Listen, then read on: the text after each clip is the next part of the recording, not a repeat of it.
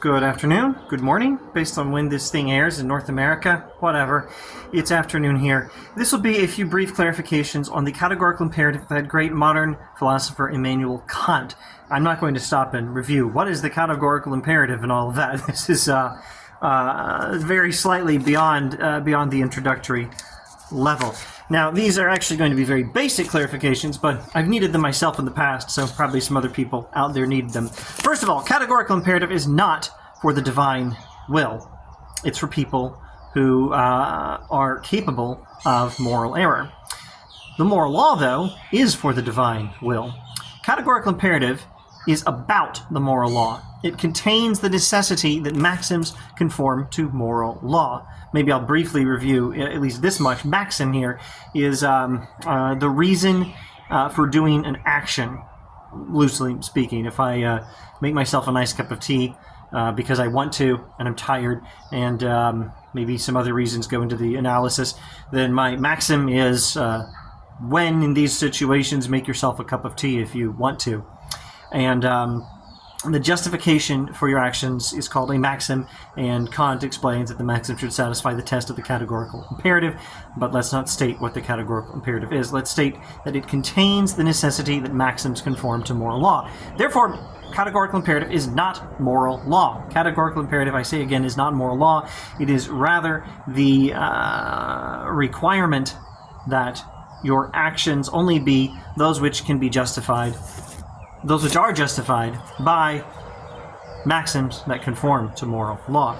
Now, the categorical imperative could be considered the form of moral law. It expresses the structure of moral law. It captures the universality of moral law. Also, the categorical imperative is a means to the end of acting according to moral law.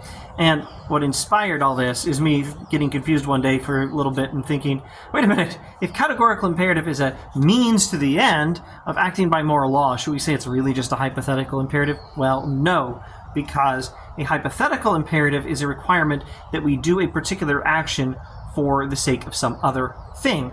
Brush your teeth so that you can avoid cavities. And the categorical imperative is a requirement that you do an action in and of itself, for itself, just because it's the right thing. The categorical imperative recommends an action as an end in itself, rather than an action as an end to something else. But the categorical imperative is still a means to an end. It's a means to the end of obeying moral law.